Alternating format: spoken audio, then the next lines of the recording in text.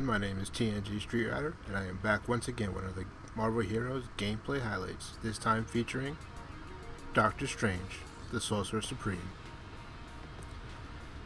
So another month and another hero is released in Marvel Heroes, and I'm going to take a look at his trees real quick. He has a Sorcerer Supreme, pretty self-explanatory. This is all of his ranged basic attacks and his, all of his offensive incantations. His second tree is Mystic Arts, where we have pretty much all of his defensive incantations. We have his Crowd Control Freedom, two of his passives, which this one's not. This is a one-pointer right here, just a mini map and extra spirit. This one's his defense and tenacity. There's a couple of shields here that I did not. Shields and buffs. He's a good support character for things like PvP and upcoming raids. I didn't delve too much into that yet because I imagine most of you want to go crazy DPS with the Sorcerer Supreme, and that's what I kind of wanted to do. So that's what I've taken a look at here for today for you guys. And his third tree is Astral, which is his teleport that he gets at level 1. Again, another passive, damage passive. And Astral Projection, which I don't use in my main build, but I'm going to show you some cool things you can do with it real quick. His signature is in this tree as well. It's called the All-Seeing Eye. A lot of you will remember this from Marvel vs. Capcom 3 if you've seen it. And then the images of Akanon is actually his like an area taunt kind of thing. So pretty interesting stuff. His ultimate is called Facet of Power. As you can see, he carefully taps into an infinitesimal fragment. Basically, he does a lot of stuff and blows stuff up. I mean, he is the Sorcerer Supreme. He is the very definition of magical power in the Marvel Universe. So I'm going to go give you a quick rundown of his abilities really quick. This is my main bar. This is what I use mostly. This is what I use in the video, is Bolts of Bagnatok. I can't pronounce a lot of these things. Basically, it's his range basic attack that I use most often. Then he has the Crimson Bands of Krytark, and you'll see that on enemies, they'll actually bind enemies in place and they'll do damage. Then I have Vapors of Valtor, which is literally a really cool big lightning storm in an area. It has a 25-second cooldown. I have Flames of the Fault Line. Really nice effect on that. It's your basic AoE. It sucks them in and it does mental damage into an area. Then I have the Demons of Jacknock. I think that's what it's called. I'll have to show you that on an enemy because they only show up very briefly. They do mental damage to an enemy and they regenerate health on hit, which is very nice for staying alive. Mystic Shift. It's a teleport. It looks a lot flashier than a lot of the other teleports in the game. Right up there with Nightcrawlers, but it's a little slower than Nightcrawlers. Then we have the All-Seeing Eye, which is actually his signature power. I'll go ahead and show you that. There we go, the All-Seeing Eye of Agamotto. It actually does damage to pretty much everything in the area. And I have to show you that while I have enemies around. And the last power I use on my main bar is the Fangs of Falnart. This actually does bonus damage based upon how many of my incantations are on cooldown. So very useful for boss fights. And some of the other cool things that I want to show you guys real quick is some of his other stuff. Daggers of Deramoth, that's his second range passive. And some people will really like that one. I actually like it myself, but I decided to go with the other one since it penetrates. I have his little shotgun blast, Citizen Cannabis. Looks cool. It actually does a lot of damage. Has a lot of crit on it. Cool spell. Icy Tendrils of whatever. That's what it does.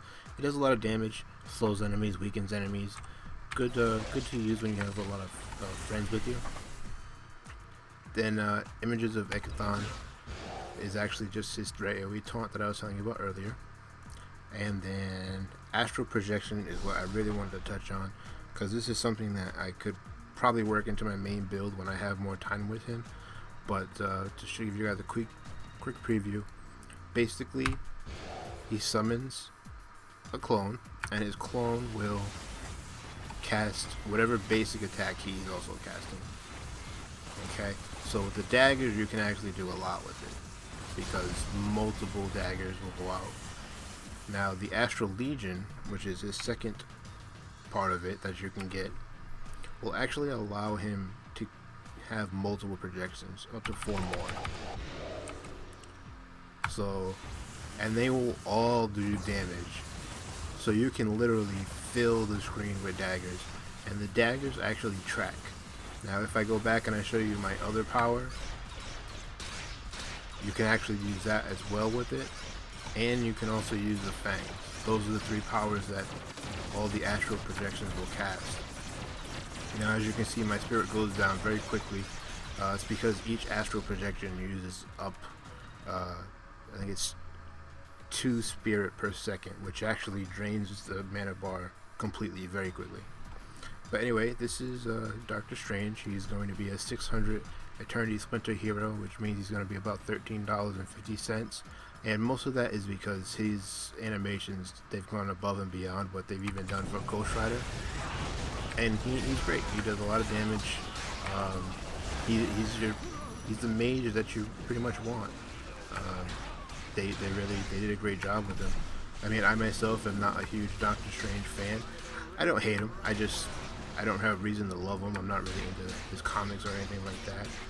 But you know, he is one of the icons of magic in the Marvel universe, and even in shows where he's not the main character, he always appears. He always is helping whenever there's some kind of magical enemy. You know, that's just what he does. He's there to help the Marvel universe deal with magical enemies, especially characters you may know like Shuma-Gorath. You know, I don't really know much background information on Shuma-Gorath, but I remember him gravely from my days at Marvel Hero, Marvel vs. Capcom 3, and also Marvel vs. Capcom 2. He was in there, very popular character back in the day. But he fights them. He's in charge of fighting all of them, and with good reason. And as you can see, this is a red terminal. This is this is one of the second strongest terminals you can do. And I'm having no trouble. He does what a ranged mage is supposed to do, in my opinion, and that is deal out tons of damage. At first, you can be very confused with all of the different powers and incantations, and you know what works with what and this and that. You don't really have to worry about that too much. Pretty much any build that you make with him will deal tons of damage, so you're not really ever put in a position, in my opinion, where you are not doing enough damage, I guess you could say. I was going to say unsure of your build, but you know, he has so many powers that they all do a lot of damage. You can pretty much pick what you like.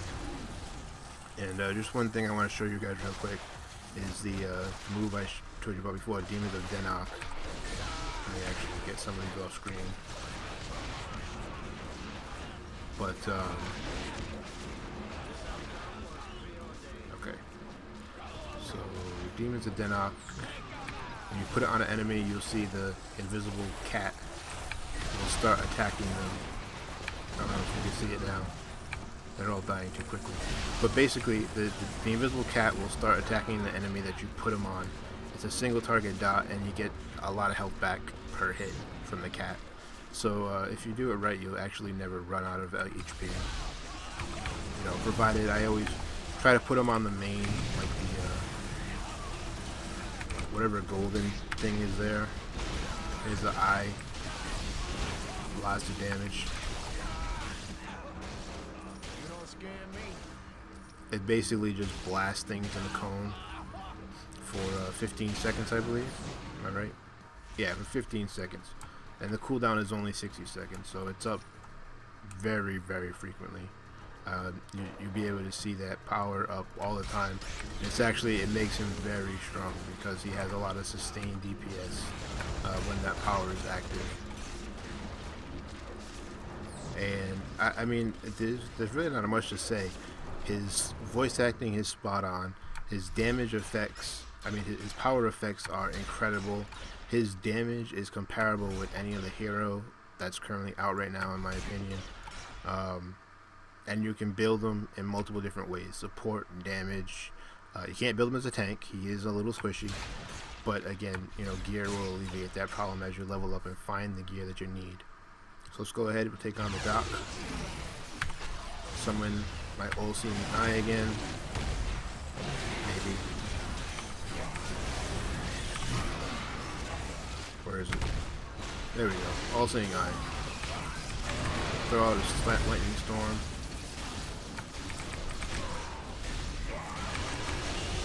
And I didn't talk about his bar that's filling up, but basically when it fills up, he gets extra bonuses, like he'll be able to cast his next Spirit Spending incantation for free, and it will reset the cooldown on his incantations. It'll do extra mental damage on his next incantation. So a lot of cool stuff. Basically just fill the bar. It fills quick, you know. And here we go. I'm going to go ahead and cast his ultimate. Ta-da! I am on, well, I was on fire. But you can move with this ultimate. As you can see, it does a lot of damage. It will make everything you cast stronger. I mean, he's a powerhouse mage. And rightly so. I mean, this is exactly what Doctor Strange should be. And Gazillion did a great job on him. Then there's nothing really else I can say. I will say that his price point, I feel, is a little steep for the dynamics of the character, but it's justified mostly in the animations. You know, they have gone above and beyond with his animations, and that, I feel, may actually justify the cost.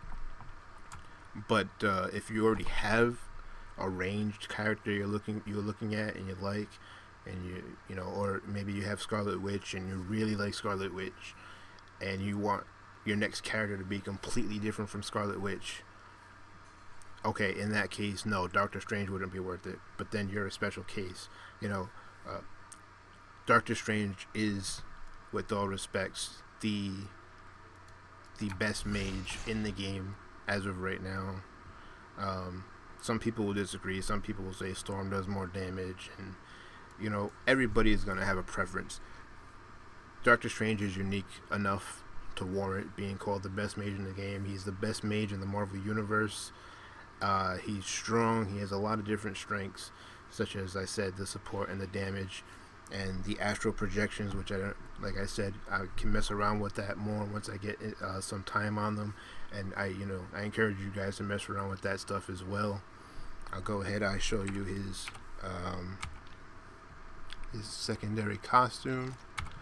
As you can see here, it's capeless, red and black. I think he has different idle animations. Let's go ahead and wait a moment. Yeah, so he has the red and the black theme going on there. Pretty cool looking. Still fires the blue, but you know, if you're gonna use the daggers, then that's the perfect outfit to use the daggers with, huh? Let's see. Even his astral projections will change with the costume that you have equipped. So that's really actually neat. And even his even his images of Icon, his taunt, that will also change with the costume you have equipped. So he's definitely a cool character, definitely interesting, definitely worth taking a look. If you have the 600 splinters saved up, I recommend them.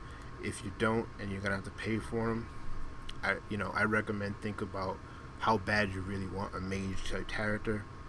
If you already have multiple ranged characters, Doctor Strange isn't gonna offer anything radically different, but he is a cool new Marvel hero that we have access to, and I highly encourage you guys to check him out when he releases on March 28th, which would be today when the video goes up.